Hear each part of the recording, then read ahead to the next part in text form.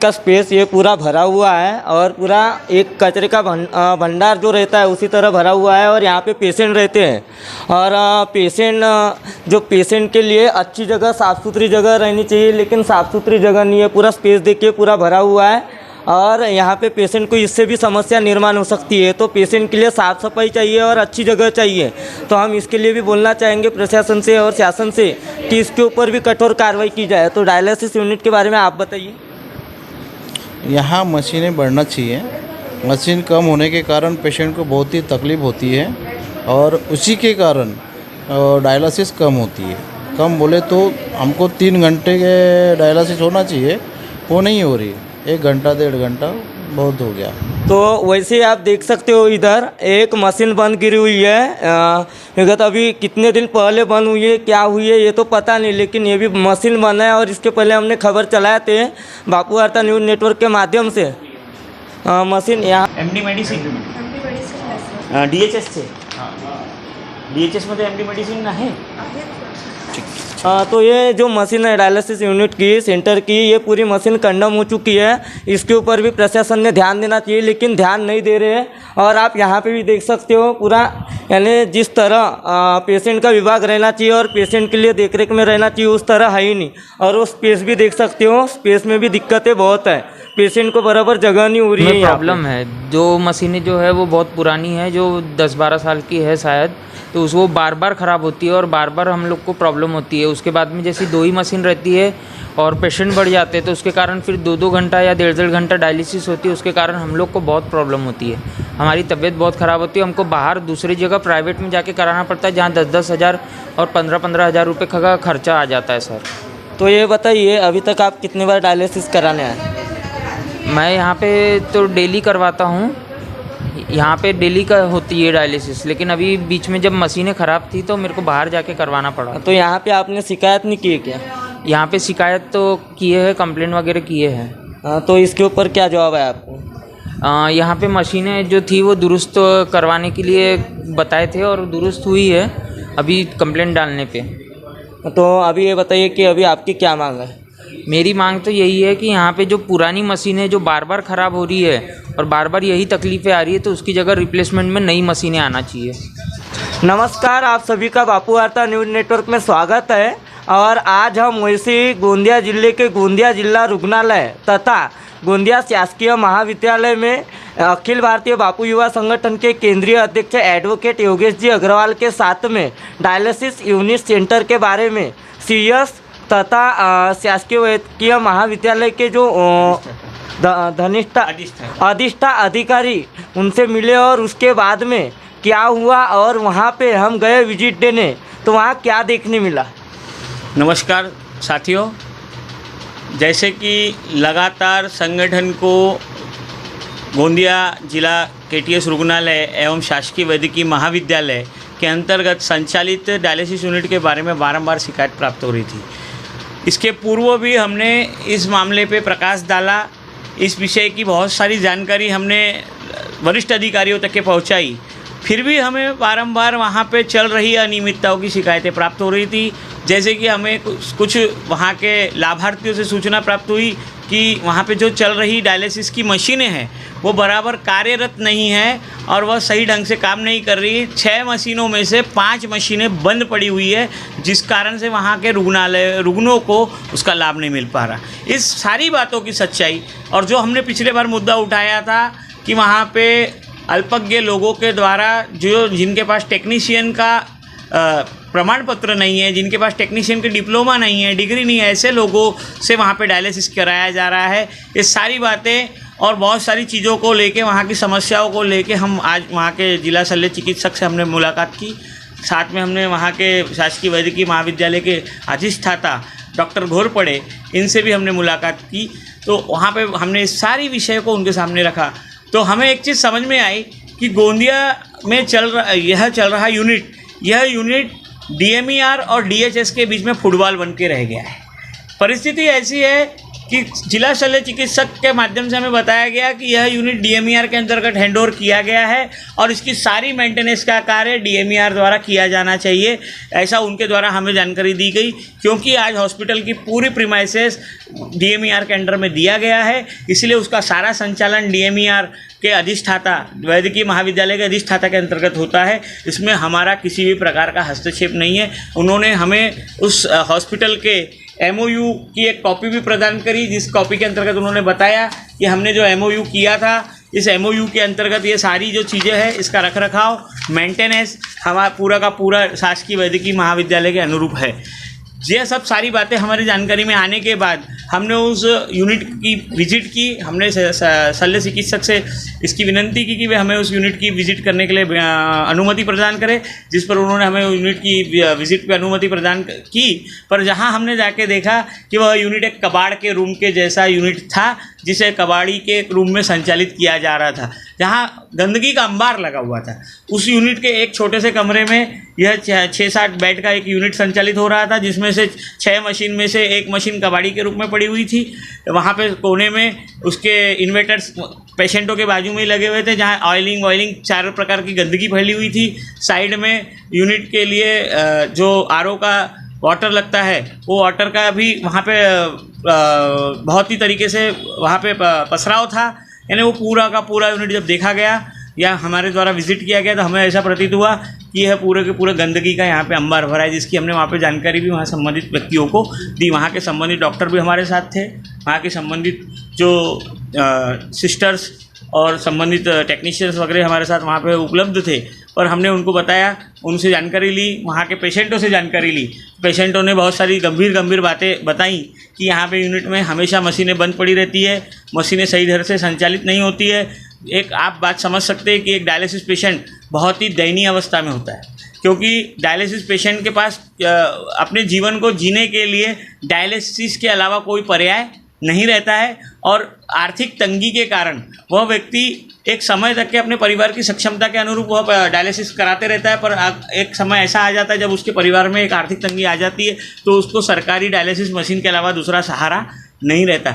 ऐसे समय में डायलिसिस पेशेंटों की मशीनों को बंद रखना कहीं ना कहीं किसी न किसी प्रकार से उस परिवार के साथ, उस व्यक्ति के साथ अत्याचार करने जैसा है, जो कि हमने उस बात का संज्ञान वहाँ के जिला शल्य चिकित्सक को, वहाँ के अधिष्ठाता को, उनके समक्ष ये सारी बातें लाई। पर वो जब देखने के बाद मुझे ऐसा प्रतीत हुआ कि वह पूरा का पूरा यूनिट एक भोगड़ कारोबार के रूप में चल रहा है। मशीनें, एक बहुत ही गंभीर बात हमारे सामने आई कि कई वहाँ की जो मशीनें हैं वो आउटडेटेड हो चुकी हैं। किसी भी मशीनरीज की एक उम्र होती है, वह एक 10 साल उसकी उम्र तय की गई है। अगर डेप्रिसिएशन किया जाए हर वर्ष 10% का, तो उस मशीन का एक मैक्सिमम लाइफ लिमिट 10 ईयर्स होती है और 10 साल में वो मशीन कंडम हो जाती है। पर गोंदिया KTS शासकीय वैद्यकीय महाविद्यालय के अंतर्गत संचालित डायलिसिस यूनिट की मशीनें आज भी 10 साल के बाद होने के बावजूद भी एक कंडम मशीनों से लोगों का डायलिसिस किया जा रहा है। वह बार बार ख़राब होती है तो भी उसे ढंग से रिपेयर नहीं किया जाता और उस यूनिट के अंतर्गत डायलिसिस किया जा रहा है। यह भी एक बहुत ही गंभीर बात हमारे को सामने देखने को मिली। हमें वहाँ पे बहुत सारी अनियमितता मिली। हमें यह पता चला कि जिस प्रकार से डायलिसिस पेशेंट का भार उस यूनिट पे है, मात्र 2 शिफ्टों में वो यूनिट कार्यरत है। वहाँ पे रात्रि के समय यूनिट बंद रखा जाता है, जबकि किसी भी शासकीय मेडिकल महाविद्यालय में रात्रि के समय डायलिसिस यूनिट बंद नहीं किया जाना चाहिए। पर एक गोंदिया शासकीय वैद्यकीय महाविद्यालय ऐसा है जहाँ पे रात्रि के समय डायलिसिस यूनिट में किसी भी प्रकार की कोई सुविधा नहीं है। अगर अचानक रात्रि के समय कोई इमरजेंसी पेशेंट आ जाए तो डायलिसिस उसका किया नहीं जा सकता, ऐसी परिस्थिति वहाँ निर्माण है। और यह सारी चीज़ों को देखने के बाद जब हम वहाँ के अधिष्ठाता के पास इस विषय को लेके गए तो उनका कहना ऐसा आया कि हमने इस यूनिट को, जब हमारे DHS के CS ने हमारे हैंडओवर किया तो उन्होंने हमारे को इस यूनिट के मशीनरीज़ के बारे में किसी भी प्रकार की जानकारी प्रदान नहीं करी, जिसके कारण हम मशीन रिपेयर कर पाए। हमें उस मशीन की कोई भी टेक्निकल जानकारी नहीं है, इसीलिए हम आज तक के उस मशीनों को रिपेयर कर पाने में असक्षम रहे। जबकि हमने CS से इस बात की चर्चा की तो CS का कहना था कि हमने सारी टेक्निकल जानकारियाँ, सारा उसका डिटेल्स, सारा सामग्री जानकारी, सभी बिलिंग सहित संबंधित DMER के विभाग को दे दिया है। तो यह जब बातें हमें समझ में आई तो मुझे ऐसा एक प्रतीत हुआ कि एक फुटबॉल की तरह ये यूनिट को खेला जा रहा है। DMER DHS के तरफ इस यूनिट के तरफ को ढकल देता है, DHS DMER की तरफ ढकल देता है, जिससे पेशेंटों के हाल हो गए। यह एक बहुत ही गंभीर मुद्दा है। यहाँ के स्थानिक नेताओं को इस विषय पे आगे आके व्यक्तिगत रूप से जाके इस मामले को सुलझाना पड़ेगा, क्योंकि यह एक जीवनदायिनी विषय है और जीवनदायिनी विषय में अगर मानवता भी अगर हमारे मन में है और हम इस मानव जीवन में आए तो मानवता के लिए यह कार्य करना हमारे लिए ज़रूरी है, राजनीति से परे। अगर राजनीति अपनी जगह है और मानवता के कार्य अपनी जगह है, एक मनुष्य के जीवन में अगर हम कहीं उसकी मदद कर सके तो ये हमारे जीवन के लिए बहुत सार्थक कार्य होगा। और इसीलिए आज इस यूनिट के अंतर्गत जिस प्रकार का खेल DMER और DHS के बीच में चल रहा है, ये बहुत ही गलत तरीके से है। एक तो अल्पज्ञ अयोग्य लोगों से, अयोग्य टेक्नीशियनों से उनका डायलिसिस करवाना, ये वहाँ के जिला शल्य चिकित्सक द्वारा, हमने इसके पूर्व भी इस विषय को उठाया था, लगातार हम इस विषय को उठा रहे हैं कि वहाँ अल्पज्ञ लोगों के द्वारा डायलिसिस करवाया जा रहा है, फिर भी जिला शल्य चिकित्सक के कानों में जू नहीं रेंग रही है। ऐसा प्रतीत हो रहा है कि उनके ऊपर किसी न किसी बड़े बड़े अधिकारियों का, यहाँ के डेप्यूटी डायरेक्टर का हाथ है, जिसके कारण वे नियम विरुद्ध कार्य करने से भी आगे पीछे नहीं हो रहे हैं। कहीं ना कहीं ये सोचनीय विषय है। बड़े बड़े वरिष्ठ अधिकारियों को इसकी जाँच करना बहुत ज़रूरी है कि भाई जिस प्रकार यहाँ पे यूनिट चलाया जा रहा है, एक अक्षम यूनिट को, एक अयोग्य यूनिट को, लोगों की जान को खतरे में डाल के जो चलाया जा रहा है, यह जांच का विषय है। और तत्काल प्रभाव से जिस प्रकार के कार्य यहाँ हो रहे हैं, जिस प्रकार की संचालनाएँ यहाँ हो रही है, इसके लिए दोषी संबंधित वरिष्ठों को तत्काल प्रभाव से, चाहे वो फिर जिला शल्य चिकित्सक हो, चाहे वो कोई भी हो, उसे निलंबित करना अति आवश्यक है। मैं ऐसी मांग करूँगा शासन के वरिष्ठ अधिकारियों से कि वह इस विषय की तत्काल प्रभाव से उच्च स्तरीय जांच करें और इस पे संबंधित दोषियों को निलंबन की कार्रवाई करें।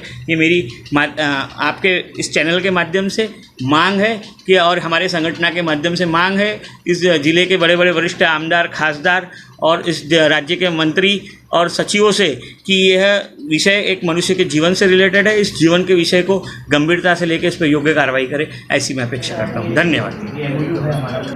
जो भी हमने साइन किया था DMER DHS, उसमें हम ये पॉइंट डरा ही हुआ है कि जितनी भी मशीनरी हम उनको हैंड ओवर कर रहे हैं, डायलिसिस यूनिट वही चला रहे हैं। उन्होंने तो मुझे ऐसा जानकारी दिया। डायलिसिस यूनिट अभी भी उन्हीं के ताबे में है। अच्छा, उनका ही मैन पावर उसमें चला है। नहीं, मैन पावर उनका चलाता है। उन्होंने इस बात को एक्सेप्ट किया, पर उनका कहना था कि ये MOU जो है, आप ये पॉइंट पढ़ लीजिए। हाँ, अभी तक कैसा था, उनकी तरफ से पूरी मशीनरी की रिपेयर्स उनके तरफ से होती थी जी, पूरी जी। इस साल उन्होंने क्या कर दिया, अपने यहाँ की जितनी भी मशीनरीज थी पूरी उनके एवोल में से निकाल डाली, जो कंपनी के साथ वो रिपेयर्स करती थी, बरोबर है जी। तो वो कंपनी ने अभी रिपेयर्स बंद कर दी जी। अब उनको हमने एक रूम साइड से थोड़ा सा दूर से लेता, हमको बात करने में अच्छा रहेगा। ठीक जी।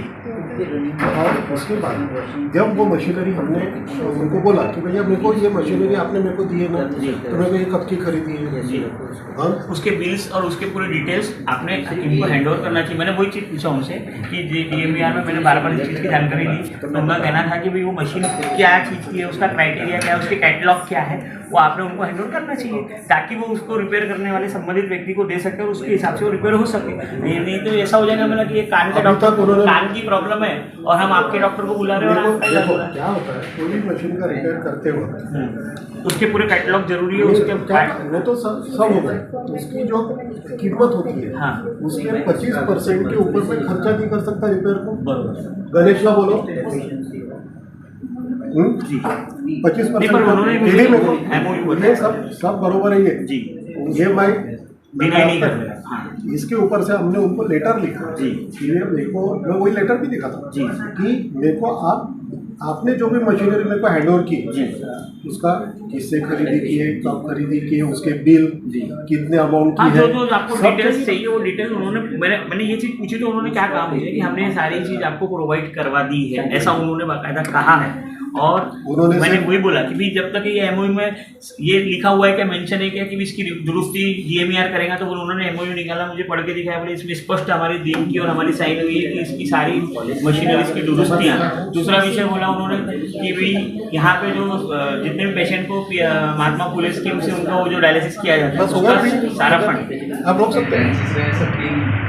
एक्चुअली कैसा होता है, आपका कहना 100% सही है कि गवर्नमेंट ने आपको बोला है कि जो मशीनरीज है, मेरे टीम के पास मैंने कई बार इस विषय पर भी जानकारी रखी भी आप ऐसा क्यों नहीं करते, तो उनका कहना था कि उस मशीनरीज के बिल्स हमको आज तक के DHS द्वारा प्रोवाइड नहीं कराए जाते, क्योंकि हमको उनको कागज देंगे अपन हाँ जेरोक्स कॉपी जो भी है कागज देंगे, कागज जो कंपनी के कि हाँ जो उनके दे दिए उनको सब कागज। वही उनको बार बार मैंने वही पूछा उनको कि भाई अगर आपको रिपेयर करना है तो बोले हमको उसकी टेक्निकलिटी तो पता चले कि ये मशीन किस चीज़ की है, कैसी, नहीं तो किसी को भी हाथ अभी कान का प्रॉब्लम है और आँख के डॉक्टर को भेज देंगे तो आँख का डॉक्टर कान के प्रॉब्लम को ठीक नहीं कर सकता, उसकी क्या क्राइटेरिया है, मशीन में कितनी क्या चीज़ें हैं, वो सारी चीज़ें उस कैटलॉग में मिल जाता है। जो कैटलॉग प्रोवाइड किया उन लोगों ने जिस समय अपन ने परचेस किया था वो सारा कैटलॉग वो लोग प्रोवाइड करते हैं, तो वही चीज़ उन्होंने बताई।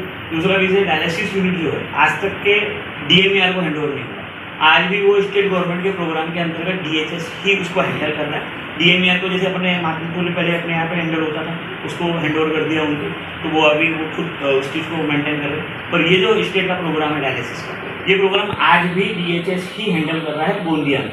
उसका पैसा किसके पास जाता है? आपके पास होना चाहिए, आ रहा नहीं है ना, पूरा प्रोग्राम ही उनकी तरफ से जब राजीव गांधी महात्मा ज्योतिबा फुले, ठीक है ना। अब पर उसका उसमें जो पैसा जमा हुआ उसमें से वो लोग रिपेयर भी कर सकते हैं, नई मशीन भी ला सकते हैं, सब भी कर सकते तो हैं। उसमें आप या तो देखिए ये दोनों DHS और DMER के बीच में डायलिसिस फंस के रहेगा।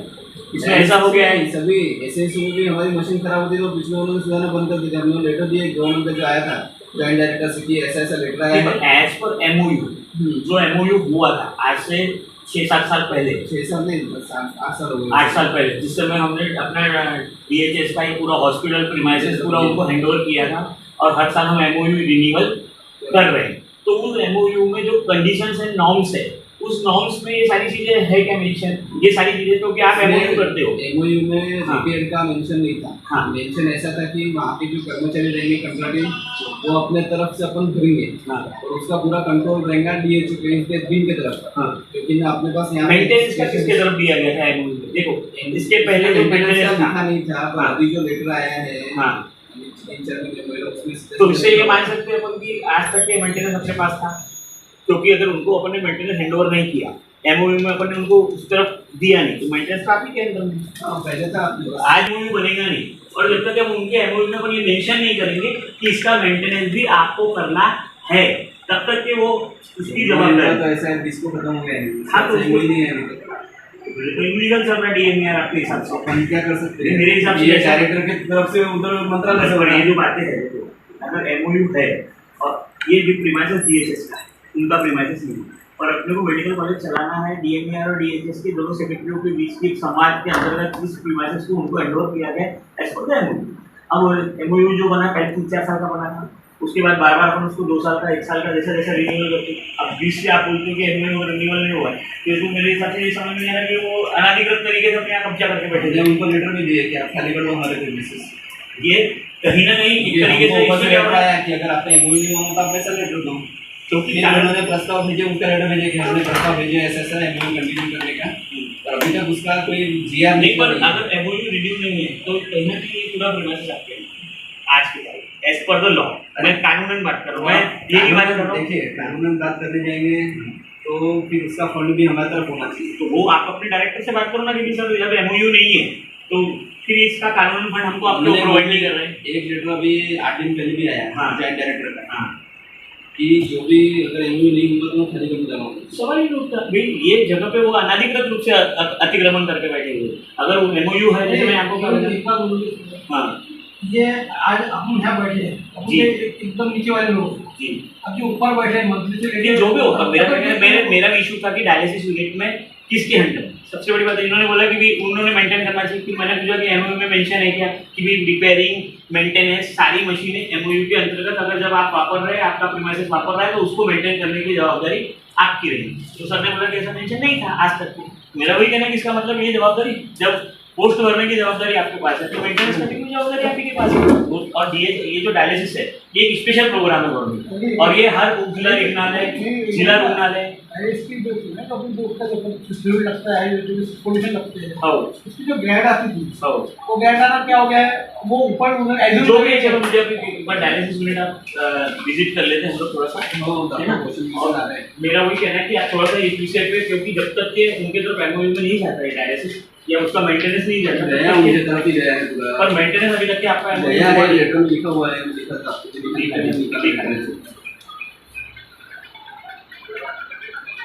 सदर वस्तू संग्रह आहे त्या स्थितीत वैद्यकीय महाविद्यालय रुग्णालयांना वर्ग करण्यात येईल बंद करणे यापुढे त्यावरील दुरुस्ती व देखभालीचा खर्च संबंधित वैद्यकीय महाविद्यालय रुग्णालय यांचे त्यांनी त्यांचे निधीतून भरावा बरोबर तर याच्यामध्ये एमओयू आहे का ये एमओयूच्या ना सही झाली का साइने दोनों केस हैं डी के इंडिया सर के साइने तब से वो लागू है डॉक्टर पादू को सही रुपये अच्छा ये नहीं ये मतलब एमओयू की कॉपी